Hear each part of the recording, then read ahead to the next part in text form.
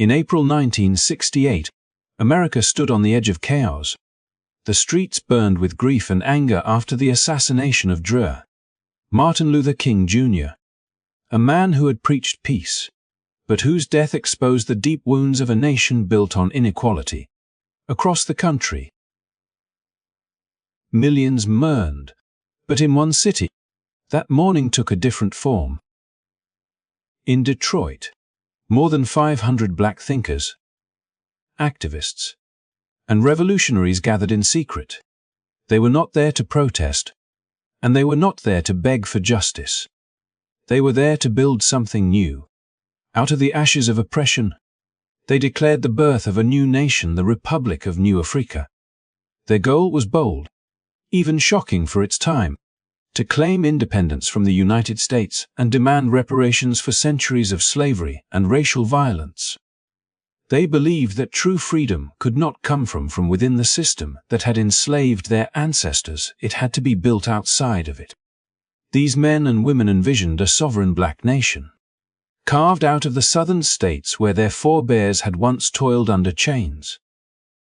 Mississippi, Alabama, Georgia, South Carolina, and Louisiana. It was not just a dream. They drafted a constitution, appointed leaders, and spoke of schools, farms, and communities built on self-determination and equality.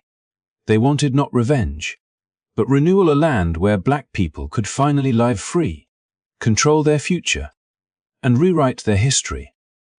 But to the government, their vision was seen as dangerous. The idea of a black nation within America was a threat to the status quo. Almost immediately, the Republic of New Afrika found itself under surveillance, infiltration, and attack.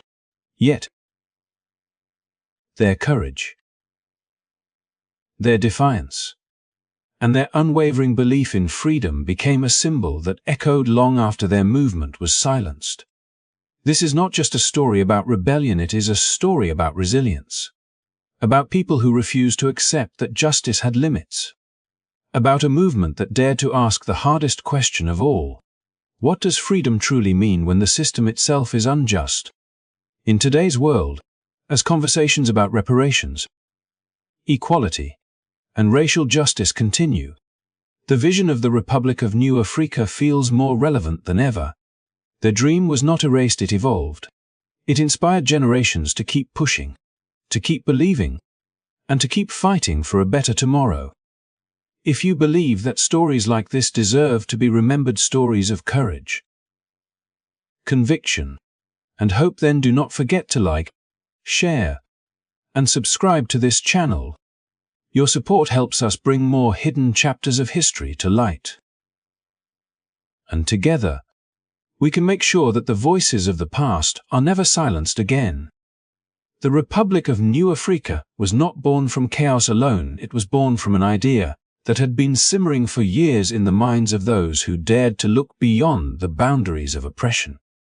Its roots reached back to the voice of one man who had already begun to redefine what freedom truly meant for Black America: Malcolm X. To him, liberation was never just about equality in the eyes of the law. It was about power, real, tangible power over land, economy, and destiny. Malcolm had seen the limits of integration. He had watched as peaceful marches and eloquent speeches were met with violence, as promises of reform dissolved into political maneuvering. He believed that a people who did not control their own economic foundation could never be free, and that a community without land would always remain dependent on those who owned it. His vision was clear and uncompromising. Black Americans needed their own territory, a homeland where they could govern themselves, protect their families, and build wealth without the shadow of discrimination. This was not a fantasy. Around the world, the winds of decolonization were sweeping through Africa and Asia. Nations once bound by empire were reclaiming their sovereignty. Ghana, Algeria, Kenya, and others were proving that liberation was possible. Even beyond Africa, New countries like Israel and Pakistan had emerged from struggle, carved out through willpower, sacrifice, and a demand for self-determination. To Malcolm and the generation that followed him, these movements were not distant events. They were blueprints. If others could reclaim their history and build nations from nothing, why could not the descendants of enslaved Africans do the same on the soil their ancestors had worked for centuries? When the founders of the Republic of New Afrika gathered in Detroit in 1968, they carried this philosophy in their hearts. They were not simply reacting to the loss of King, they were acting on the long-held conviction that freedom without land was a fragile illusion. They believed that equality within an unjust system was never enough. What was needed was a new foundation altogether. Malcolm X had once spoken of the right to return to Africa, but the Republic's leaders saw a more immediate path. To reclaim the land in the American South, the same land soaked in the sweat and blood of enslaved ancestors. They imagined Mississippi's fields not as plantations, but as farms owned and worked by free black families. They envisioned towns where children could learn their true history, where businesses would thrive without exploitation, and where the wealth produced by black labor would finally stay within black hands. Economic independence was the cornerstone of their dream. Without it, freedom was merely symbolic. With it, they could begin to build a nation that would stand on its own, equal in dignity to any other on earth. This belief in territorial control did not mean isolation. It meant sovereignty, the ability to make decisions for one's own people. The Republic's founders studied how Israel had mobilized global support, how Pakistan had negotiated independence from British India, and how African liberation movements had unified their people around shared culture and purpose. They saw parallels in their own struggle, a diaspora seeking home, a people demanding recognition, a history marked by both suffering and endurance. Malcolm's ideas of self-reliance had also inspired a generation of organizers to think in practical terms. The Republic of New Afrika was not just a declaration on paper. It was a plan for governance. They designed structures for education, agriculture, and defense. They spoke of ujamaa, a Swahili word meaning cooperative economics, a model that emphasized shared prosperity rather than capitalist competition. Every family, every farmer, every teacher would be part of building a nation grounded in equality, mutual respect, and cultural pride. Yet beneath their idealism was a sharp understanding of the world they faced. They knew that the powers they were challenging would not easily let go. The idea of a self-governing black nation within U.S. borders was radical, even unthinkable to many at the time. But the founders of the Republic were not naive.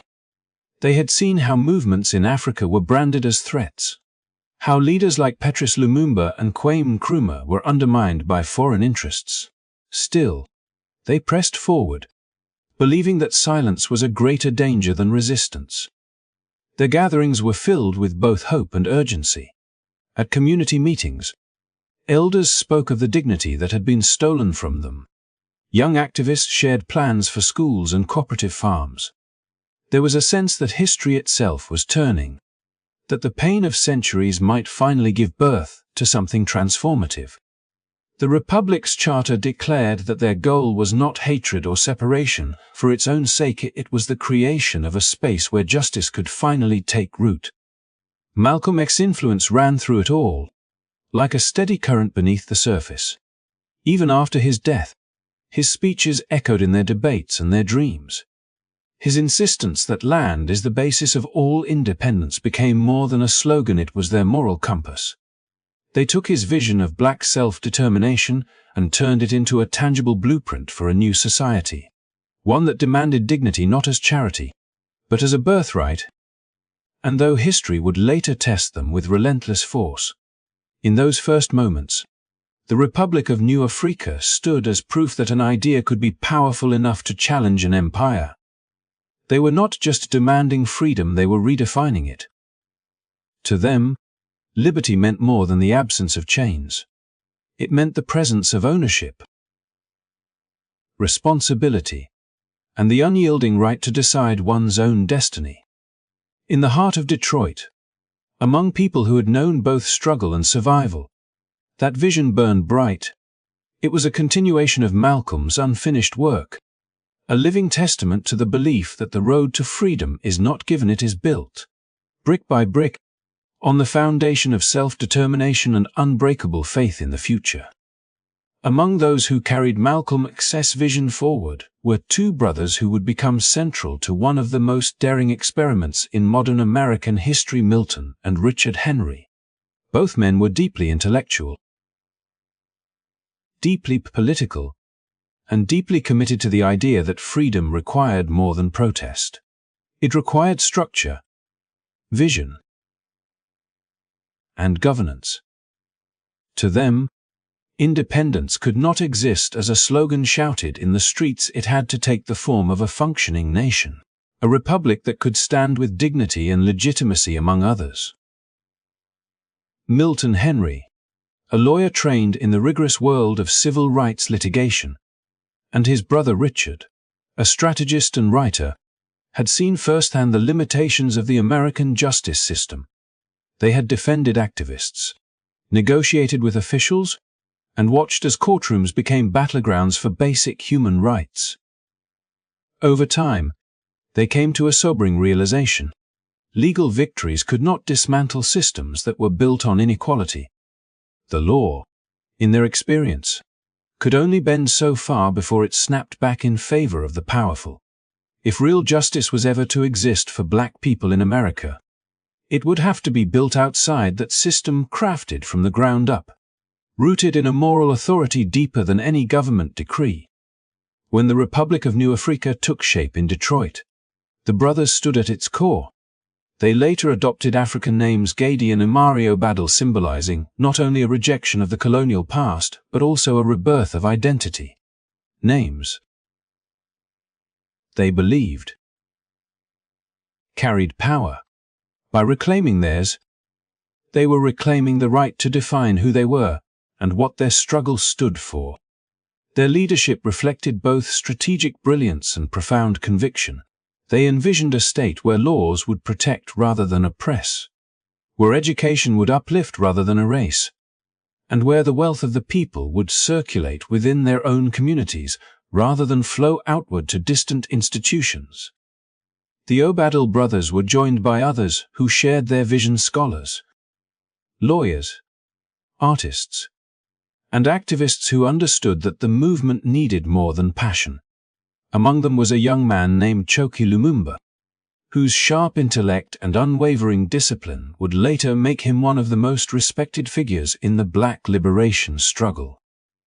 Lumumba, like the brothers, believed that the movement had to be organized, grounded in legality and structure, not left to fade as another protest wave.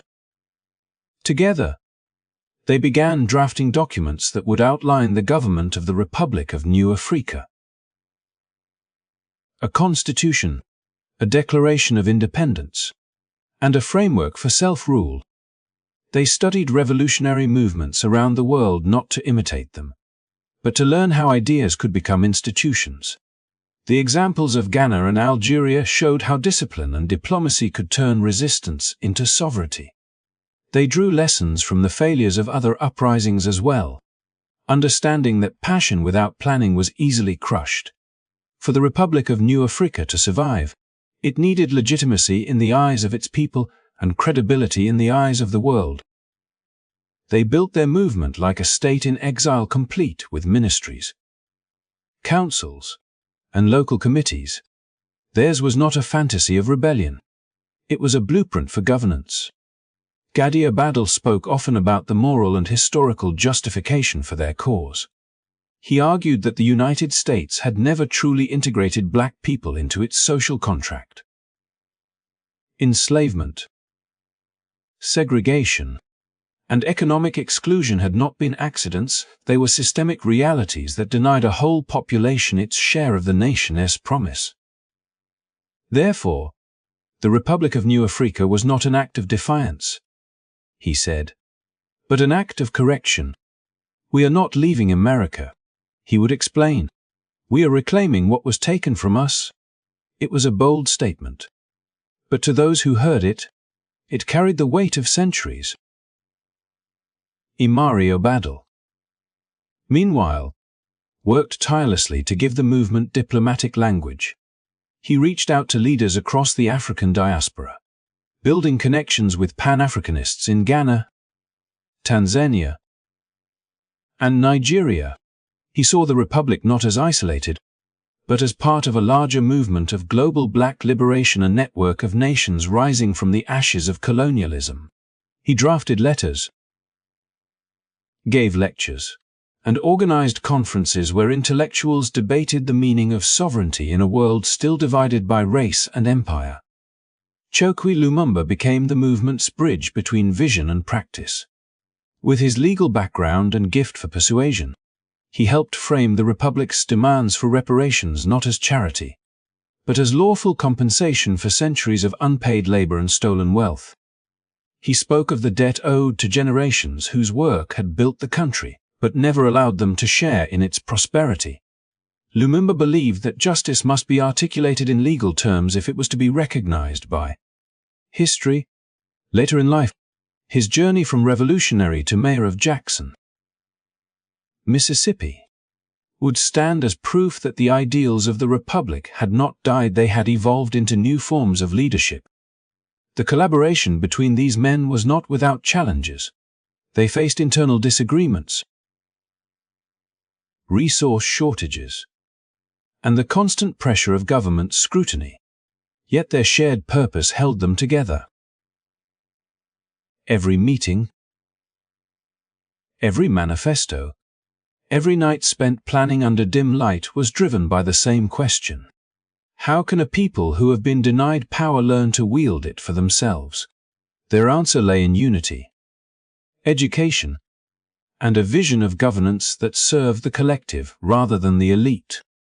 The Republic of New Afrika, under the Obadal brothers and their allies, became more than a political project. It became a symbol of what it meant to dream beyond oppression. It represented the courage to imagine a future where freedom was not granted, but earned, not defined by others, but written in their own words. Through their leadership, the movement embodied the continuation of Malcolm X's vision, refined through intellect and organized through discipline. Even as the state watched them with suspicion, the founders carried on, building what they called a government in waiting. It was a government of hope, forged in defiance but rooted in justice. The Obadal brothers, Lumumba, and their fellow thinkers believed that no matter how long it took, the dream of self-determination would endure. In their minds, the Republic was not merely a location, it was a promise, one that could not be erased by time or power. It lived wherever people believed in the simple yet radical idea that freedom begins the moment one decides to claim it. By 1968, the vision that had once lived in whispers and late-night meetings began to take on a form that felt almost tangible. The Republic of New Afrika was no longer just an idea, no longer a dream shared among small circles of believers. It was becoming a nation in spirit, and its founders were determined to give that spirit a body. They gathered again in Detroit. In the same year, the country was still trembling from the loss of Dru King and the uprisings that followed. What emerged from that gathering was nothing less than a declaration of independence, written not in anger but in clarity, not as rebellion but as reclamation.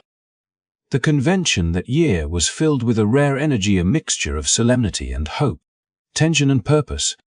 Delegates from across the country arrived, some dressed in suits and others in traditional African garments, all united by a single conviction, that the time for negotiation had passed, and the time for creation had come. The hall buzzed with the language of nation building. Words like sovereignty, reparations, and self-governance were spoken not as distant concepts but as immediate imperatives. Each delegate understood the magnitude of what they were doing. This was not a movement asking for recognition. It was a people defining themselves. At the heart of the convention stood the drafting of a constitution, a document that would formalize their dream into law. Guided by Gideon Imari and supported by thinkers like Chokwe Lumumba, the assembly debated every line, every word. They wanted a constitution that would reflect both their heritage and their hope for the future. One that drew from African principles of collective responsibility as much as from the democratic ideals denied to them for centuries. In their vision, every citizen would have the right to land, education, and dignity. The government would be built not on profit or power, but on community and justice. As the document took shape, another bold step followed the claim to territory. To many outside the movement, it seemed unthinkable, even audacious, that a group of African Americans could declare ownership of land within the borders of the United States. But to the delegates, this was not a fantasy. It was a moral necessity. They identified 5 southern states: Mississippi, Alabama, Georgia, South Carolina, and Louisiana as the rightful homeland of the Republic of New Afrika. These lands had been the epicenter of slavery's brutality, the fields where generations of enslaved Africans had lived, worked, and died without freedom. The logic was simple yet profound. If the wealth of America had been built on that soil, then justice demanded that the descendants of those who built it should inherit its fruits. The declaration was not merely symbolic. It was grounded in history, law, and ethics. The delegates spoke of how, after the Civil War, the promise of 40 acres and a mule had been made and then broken. They argued that the debt owed to their ancestors had never been paid, that generations of exploitation had enriched one people at the expense of another. And so they made their demand clear: $400 billion in reparations, a staggering sum for its time, yet modest when measured against the centuries of unpaid labor and systemic deprivation it sought to address. Adjusted for today's value, it would amount to over $3 trillion. But more than the number itself, it was the principle that mattered. The claim for reparations was not a plea for charity. It was a statement of justice. The room where this declaration was made carried the weight of centuries. Witnesses later recalled the silence that fell after the motion was read. It was the kind of silence that comes when people understand they are standing at the edge of history, when every breath feels heavier with consequence. The delegates knew what they were doing would not be welcomed. They knew that the government would see it as provocation, perhaps even sedition. But they also knew that no people had ever gained freedom without daring to claim it. What they built that day was not recognized by any world power, yet it had all the marks of legitimacy. A constitution, a territory, a demand for redress, and a population bound by shared identity and purpose. It was, in essence, a declaration that Black Americans were no longer content to exist as a permanent underclass. They were asserting the same right that every free people throughout history had claimed: the right to self-determination. Chokwe Lumumba spoke passionately during those days, reminding the assembly that this was not an act of separation but of healing. He said that nations were not defined by bloodlines alone, but by shared destiny and collective memory. The Republic of New Afrika, he explained, was not about withdrawing from the world but about entering it as equals. It was an attempt to rebuild the moral architecture that slavery and racism had destroyed, to construct a society that could finally embody justice rather than chase it. As the delegates signed the founding documents, there was a sense of quiet triumph. Outside, the city of Detroit continued to hum with life, unaware that within those walls, a small group of men and women had dared to imagine a different future for millions. They spoke of building schools that would teach the real history of African people, of establishing cooperative farms that would sustain their communities, of raising children who would never again feel like strangers in their own homeland. The Republic was, for that brief moment, not just an aspiration, it was alive. Yet even in those early days, shadows loomed. The founders understood that power, once declared, would attract resistance. They were not naive to the forces arrayed against them, but they took solace in the knowledge that history favored the persistent, that no empire had ever survived forever, and that the truth of their claim was undeniable. They had done what their ancestors could only dream of. They had stood up, looked the world in the eye, and said, "We are free." The Constitution they wrote and the reparations they demanded were more than political acts, they were spiritual ones. They represented a collective reckoning with history, and a refusal to let that history define the limits of their future. For those who were there, it was not about defense alone. It was about dignity. They were crafting a new chapter in the story of freedom, one written not by conquerors, but by the descendants of the conquered, determined to transform suffering into sovereignty and memory into nationhood. By the early 1970s, the Republic of New Afrika began transforming from a dream into something tangible, something rooted in the soil itself. Words on parchment had become a living movement, and the founders knew that a nation could not exist without land. Land was not merely geography, it was identity, memory, and survival. After long nights of debate and planning, the decision was made to build a capital, a place that would serve as both symbol and sanctuary. They chose Mississippi, the heart of the Black Belt, a place haunted by centuries of forced labor and bloodshed, but also rich with the spirit of resilience. It was here that they would plant their flag and call it El Malik, named in honor of Malcolm X, whose vision had ignited the movement. Mississippi was a land of contradictions. It was where chains had once been forged, but also where rebellion had always brewed quietly beneath the surface. The choice was not accidental. The founders wanted to reclaim the very soil that had been used to enslave their ancestors, transforming it into a foundation for liberation.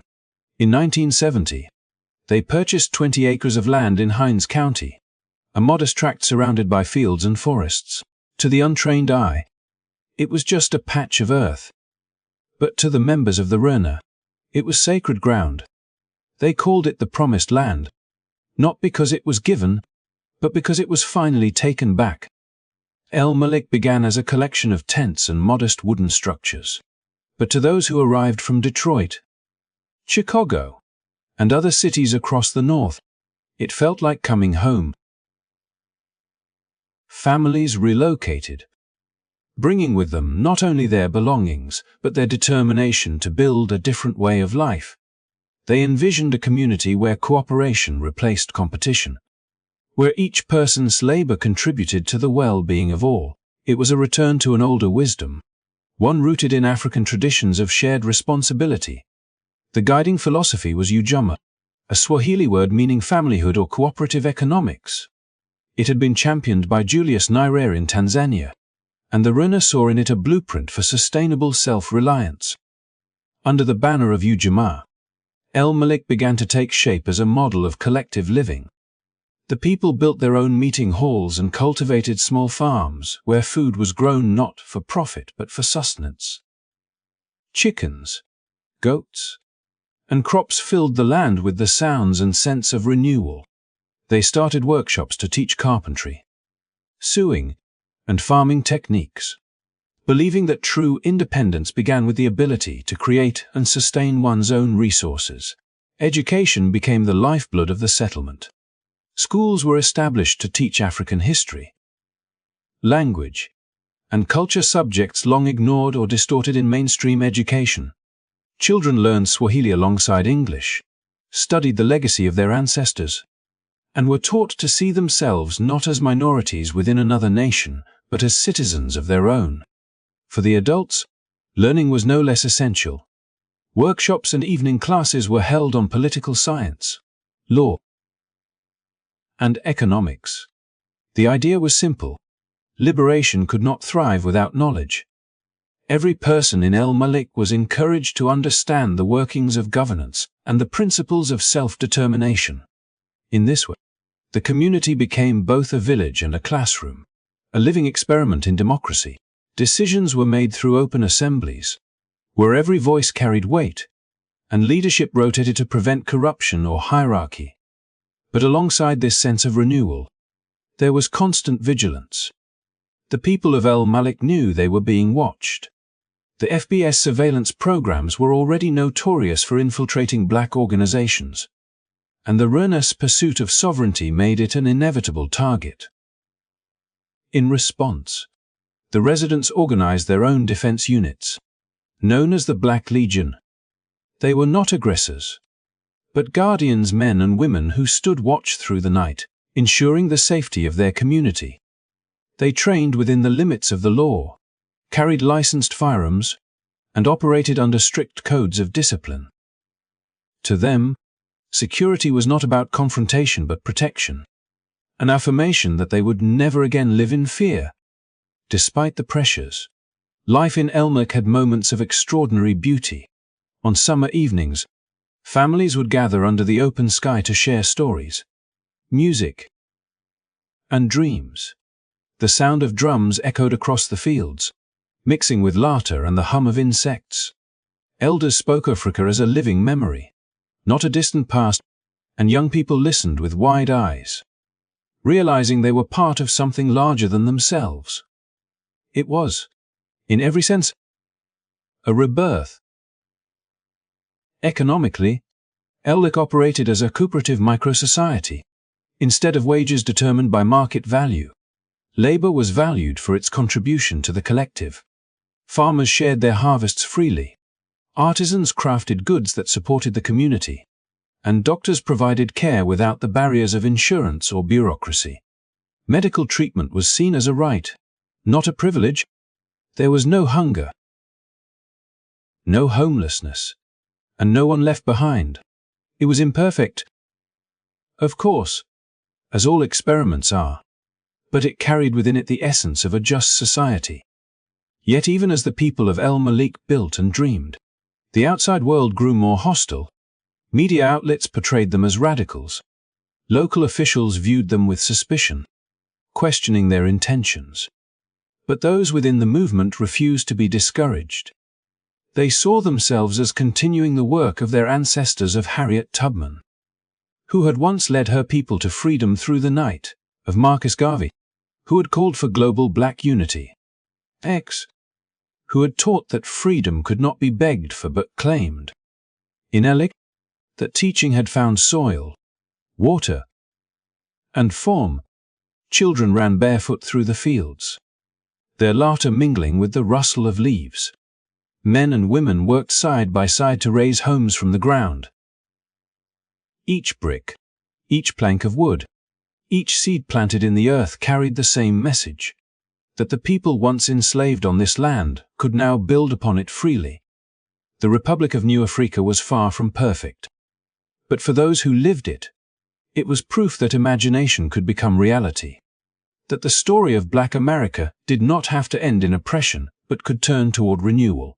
For a brief and shining moment, El Malik was a testament to what could be achieved when a people dared to believe that freedom was not a distant promise, but something they could touch with their own hands, cultivate with their own labor, and protect with their own courage.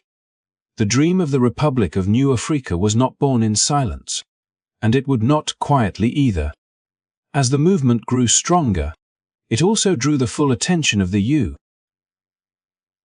U.S. government, which viewed its calls for land, sovereignty, and reparations as a direct challenge to the nation's unity. In the late 1960s, America was already on edge. Cities still burned from uprisings. Young men returned home scarred from Vietnam, and the wounds left by King's death had yet to heal. Against this volatile backdrop, a movement of Black Americans demanding independence seemed, to those in power, not just radical but dangerous. And so, the FB's gaze turned sharply toward Detroit, Jackson, and every other city where the name Republic of New Afrika was spoken with hope. The Bureau had already been running COINTELPRO, the counterintelligence program designed to disrupt and neutralize what it called black nationalist hate groups. The RENA was placed high on that list, under the direction of J.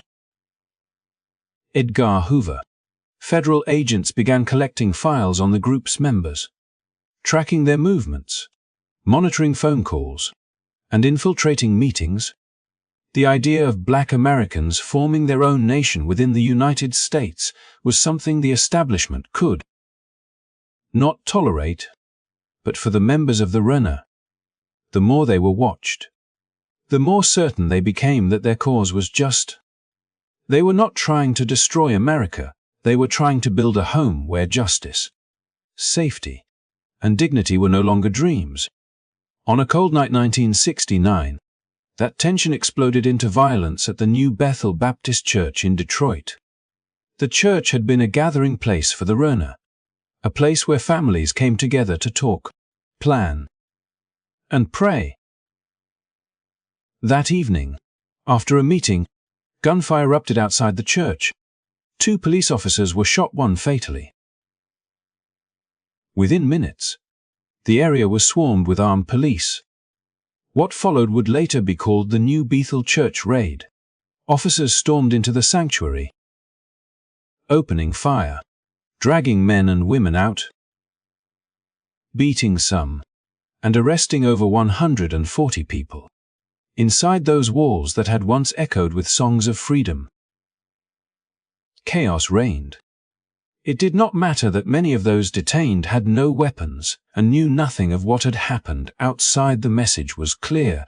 The state was ready to crush this dream by any means necessary. Among those arrested was Imari Obadil, one of the founding brothers. Though no evidence linked him to the shooting, he was held and interrogated for hours. When the dust settled, the church floor was scarred with bullet holes, and the image of the Republic of New Afrika as a peaceful movement had been permanently tainted in the public eye. Yet even as headlines branded them as radicals and threats, within the movement there was a growing sense of defiance. They believed that every act of suppression only confirmed what they had long argued, that freedom could not be granted by those who feared it. 2 years later, in 1971, the struggle deepened. The RENA had relocated its base of operations to Jackson, Mississippi, near the land they hoped would one day become their capital, El Malik. There, they continued organizing, teaching self-defense, and building the structures of an independent community. But once again, they were not alone. COINTELPRO agents and local law enforcement watched them closely, waiting for an opportunity to act. That opportunity came in August of that year. Acting on reports that the RENA was stockpiling weapons, police surrounded a house in Jackson. Without warning, gunfire erupted. The raid left 1 officer dead and several RENA members injured. Imari Obadil and others were arrested once more, accused of conspiring against the government. For many inside the movement, it was the beginning of the end. With its leaders imprisoned, its members scattered, and its reputation smeared, the Republic of New Afrika found it nearly impossible to operate openly. Yet the spirit of the RENA, its belief in self-determination, in the right to define one's own future, did not die in those raids. It lived on in community programs, in local cooperatives, in the legal battles for reparations that would emerge decades later. The story of the Republic of New Afrika became a cautionary tale about what happens when a nation's call for justice is met not with dialogue but with fear. The government's campaign under COINTELPRO would later be exposed, revealing years of illegal surveillance, infiltration, and provocation against civil rights groups across the country. For some, this vindicated the RENA's claims of persecution. For others, it raised deeper questions about what freedom truly means in a country built on ideals of liberty yet quick to silence those who sought to live those ideals to their fullest. Even as the raids faded into history, their echoes lingered. In Detroit, elders still spoke of that night at New Bethel. In Jackson, the land once marked for El Malik remained a quiet symbol of what might have been. And across America, new generations of activists, learning about the RENA for the first time, found themselves inspired by its vision, not necessarily of secession, but of empowerment, unity, and economic self-sufficiency. The Republic of New Afrika may not have achieved its dream of sovereignty, but its story is not one of failure. It is the story of ordinary people who refuse to accept that their place in the world must always be defined by others. It is a reminder that every struggle for justice, no matter how it ends, leaves behind seeds that can still grow, sometimes quietly, sometimes defiantly, waiting for the right moment to rise again. Even as the raids shattered the physical foundation of the Republic of New Afrika, its spirit refused to disappear. The movement's dream of self-determination and dignity simply changed form. For many of its surviving members, the lesson of those turbulent years was that revolution did not always have to come from the barrel of a gun or from bold declarations of independence. Sometimes, it could take shape within the very institutions that had once opposed them. And among those who carried that lesson forward was a man who would come to embody the bridge between rebellion and reform: Chokwe Lumumba. Chokwe Lumumba had been one of the bright young minds drawn to the Republic's vision in its early days. Born Edwin Finley Taliaferro in Detroit, he took on an African name that reflected his belief in liberation and heritage. He had watched the promises of the civil rights era give way to continued inequality, poverty, and incarceration. Like many others, he came to see that real freedom would not come merely from protest, but from control of land, of resources, of local governance. When the Republic of New Afrika was driven underground by the state, Lumumba did not abandon its principles. He simply adapted them to a new battlefield: the courtroom and, eventually, City Hall. In the 1970s and 80s, while some of his comrades were still imprisoned or exiled from public life, Lumumba became a lawyer. But not just any lawyer, he was a defender of those the system had forgotten or condemned. He took on cases that others would not touch, representing political prisoners, activists, and poor black families who had no voice in court. For him, every legal argument was part of a larger struggle for justice. He believed the law, though often used as a weapon against his people, could also become a tool for liberation if wielded with knowledge, courage, and integrity. It was not the same as founding a new nation, but it was a form of sovereignty nonetheless: sovereignty of the mind, of dignity, of rights. As the decades passed, Lumumba's reputation grew. He became known not just as a lawyer, but as a teacher and mentor who inspired a new generation of activists. The dream of the Republic of New Afrika, once dismissed as utopian, found new life in his practical approach to change. He spoke not of secession, but of self-sufficiency, not of revolution in the streets, but of transformation through community power and cooperative economics. He helped establish organizations that mirrored the Republic's values: collective land ownership, community policing, and youth education, but now framed within the language of civic development and empowerment. By the early 2000s, his influence in Jackson, Mississippi, had become undeniable. The same city where the Republic had once faced violent suppression had, through time, become a place ready to listen to its message again, this time through democratic means. Jackson was a city of resilience, with deep scars of poverty and racial division, but also with people who still believed in change. Lumumba ran for office not as a politician seeking power, but as a servant of the people, promising to build a city that truly belonged to its residents. His campaign drew from the same ideals that had driven the Renner decades earlier: community control, shared wealth, and dignity for all.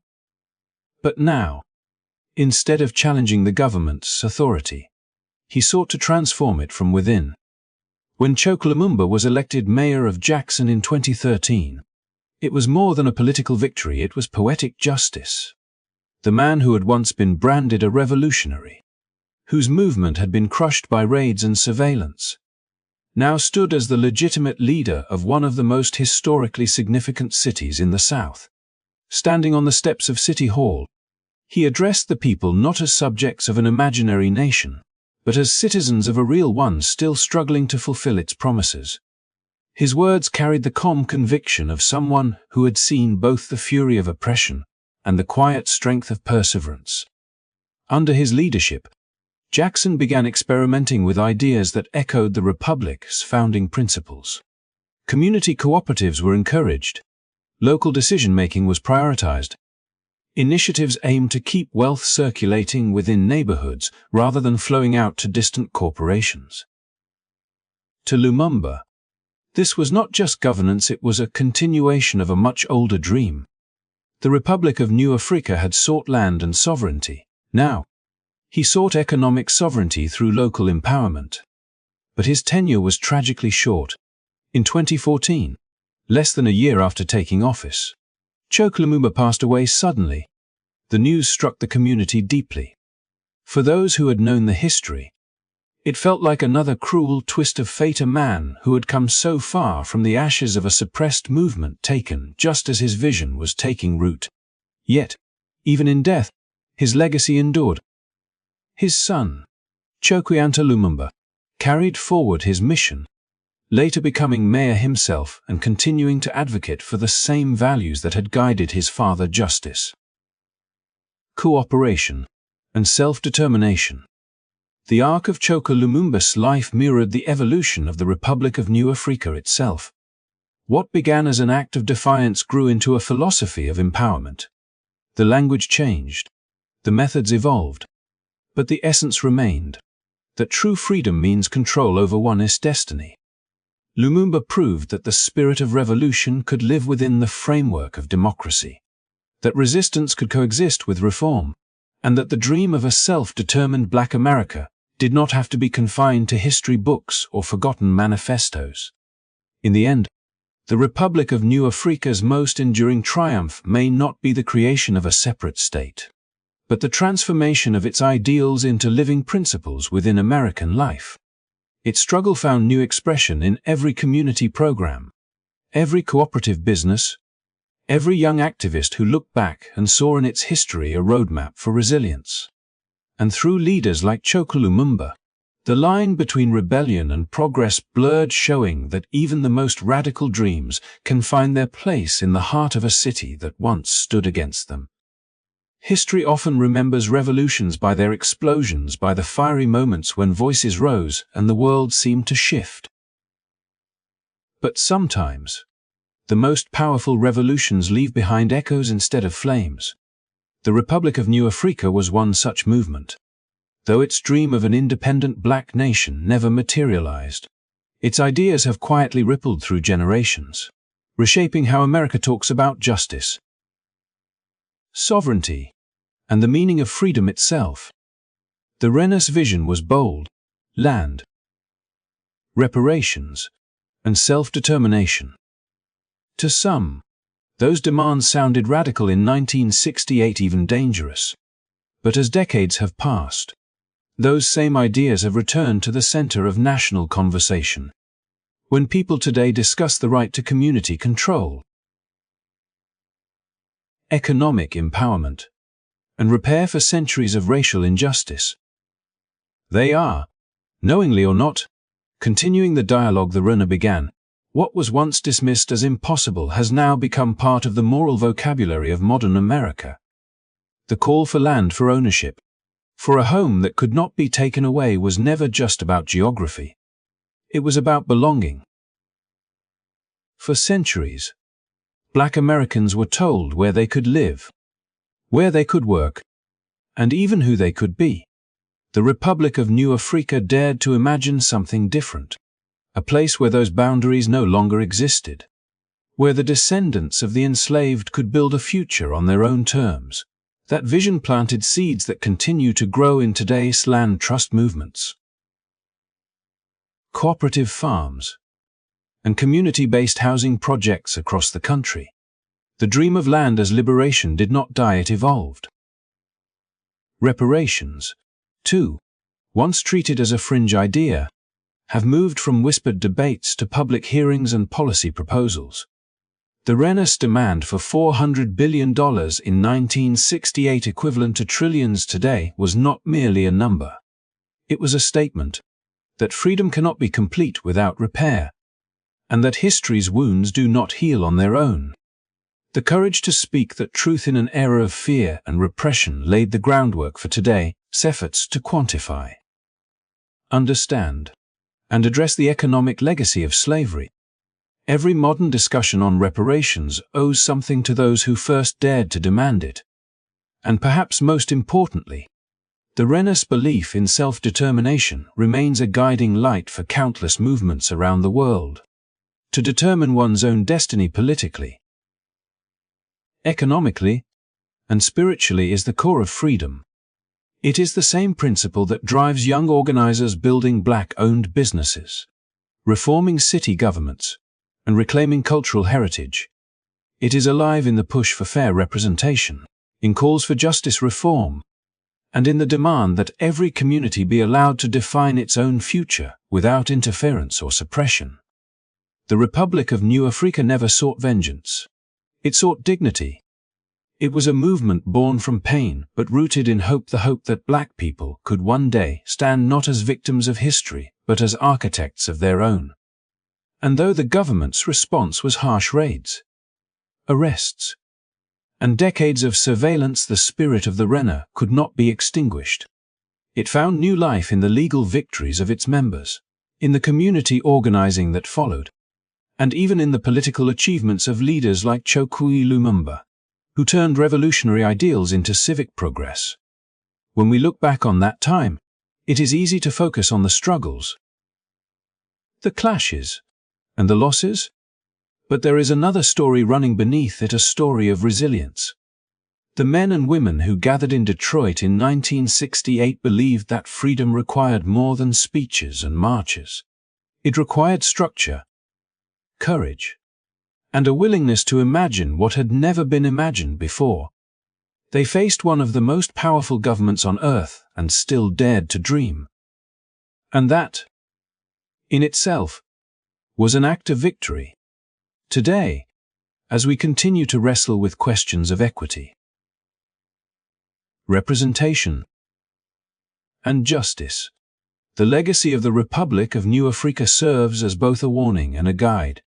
It reminds us that freedom is not simply given, it is built, defended, and redefined by each generation. It teaches us that the struggle for justice must balance bold vision with practical wisdom, and that liberation, in its truest form, begins not in conflict but in community. The Renaissance vision endures because it speaks to something timeless, the human desire for control over one's destiny. It asks us to consider what freedom really means. Is it simply the absence of chains, or is it the presence of opportunity, security, and self-respect? Those are questions we still grapple with today. And as long as those questions remain, so too does the spirit of the Republic of New Afrika, whispering through time that justice is not a dream deferred, but a dream reborn with every act of courage. So as we close this story, remember the people who stood in the face of fear and dared to imagine a new world. Their names may not be etched on monuments, but their ideas live on in the movements, policies, and communities shaping our present. They remind us that true freedom is not just surviving, it is the power to create, to lead, and to define your own path. If this story moved you, inspired you, or made you think differently about the meaning of justice and freedom, then take a moment to keep that spirit alive. Like this video, share it with someone who needs to hear it, and subscribe to the channel for more untold stories that challenge, inform, and empower. Every voice, every action, every moment of awareness adds to the legacy of those who came before us. Together, we continue their work not in the shadows, but in the light they helped create.